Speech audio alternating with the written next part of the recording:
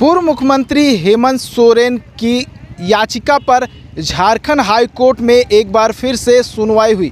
इससे पहले कल लगभग 2.5 घंटे तक सुनवाई चली थी और आज लगभग 1.25 घंटे तक जो है सुनवाई चली, जहां हेमंत सोरेन की ओर से वरिष्ठ अधिवक्ता कपिल सिब्बल और ईडी की ओर से additional solicitor general SV Raju ने वर्चुअली पक्ष रखा।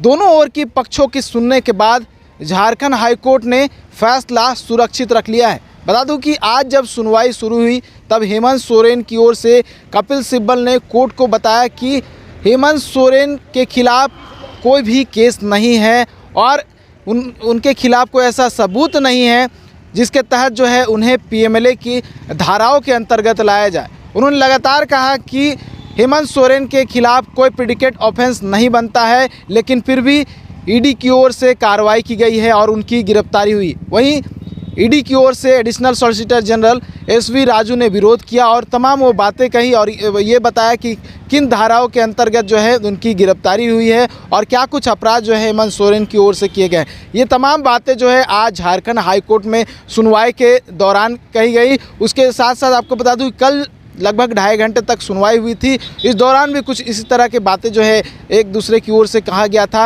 हेमंत सोरेन की ओर से कुछ बातें कही गई थी, उनके अधिवक्ताओं ने पक्ष रखा था। वहीं एडिशनल सॉलिसिटर जनरल जो कि एसवी राजू हैं, उन्होंने पक्ष रखा था और आधार बताया था और कल भी जो है कोर्ट चली थी। अब ऐसे में आज जब पक्ष रखा गया, कोर्ट ने दोनों ओर की बातें जो है सुनी है और उसके बाद जो है फैसला सुरक्षित रख लिया है। बता दूं कि हेमंत सोरेन ने अपने गिरफ्तारी को जो है चैलेंज किया है इस पिटीशन के माध्यम से। हालांकि सबसे पहले जो है उन्होंने ईडी के समन को चैलेंज किया था जो कि 31 जनवरी का था, लेकिन उस दिन जो है सिनारियो यानी कि स्थिति में बदलाव हो गया था। हेमंत सोरेन की गिरफ्तारी हो गई थी, जिसके बाद एक आईए फाइल किया गया था और इस आईए के माध्यम से बताया गया था कि अब सिनारियो में बदलाव हो चुका है, यानी कि हेमंत सोरेन की गिरफ्तारी हो गया है। अब जो है वो गिरफ्तारी और रिमांड को चैलेंज कर रहे हैं। और जिसके बाद जो है इससे पहले भी सुनवाई हुई थी, हेमंत सोरेन की ओर से पक्ष रखा गया था, जिसके बाद ईडी की ओर से समय की मांग की गई थी, जिसके बाद कोर्ट ने उन्हें समय का प्रदान किया था और एक जो है लिखित जवाब जो है दाखिल करने का निर्देश दिया था। जवाब भी आया है और जिसके बाद कल सुनवाई हुई, आज भी सुनवाई हुई है और फैसला सुरक्षित रख लिया गया है। अब ऐसे में देखने वाली बात होगी कि हाईकोर्ट का क्या कुछ फैसला आता है। आज जो कार्यवाहक न्यायाधीश है, मुख्य न्यायाधीश है, उनकी खंडपीठ में सुनवाई हुई, साथ ही साथ उनके साथ जस्टिस नवनीत कुमार भी थे और मामले को सुनने के बाद अब हाईकोर्ट ने अपना फैसला सुरक्षित रख लिया है। तो इंतज़ार करना होगा हाईकोर्ट के फैसले का कि हाईकोर्ट के फैसले में क्या कुछ आता है। क्या हेमंत सोरेन को हाईकोर्ट से बड़ी राहत मिलती है या फिर याचिका खारिज होती है। न्यूज़ बाइस्कोप के लिए कैमरा पर्सन तापस के साथ नीरज कुमार, रांची।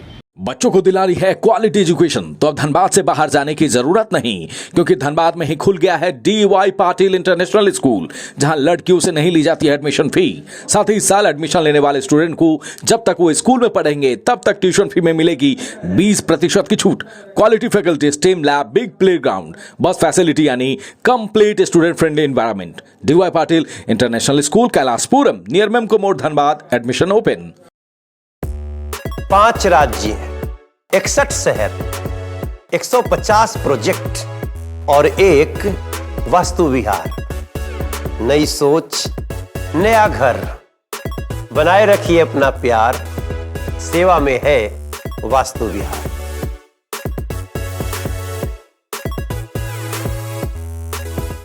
IIT जी नीट एस्पिरेंट्स के सपने को पंख देने आ गया है कंप्लीट सॉल्यूशन इंस्टीट्यूट। यहाँ है smart classroom, 1-to-1 doubt clearing session, ask the expert, video solution और भी बहुत कुछ। मतलब हम करेंगे आपको गाइड, बनेंगे आपके mentor. Foundation classes from class 6 onwards for your bright future. Visit complete solution institute,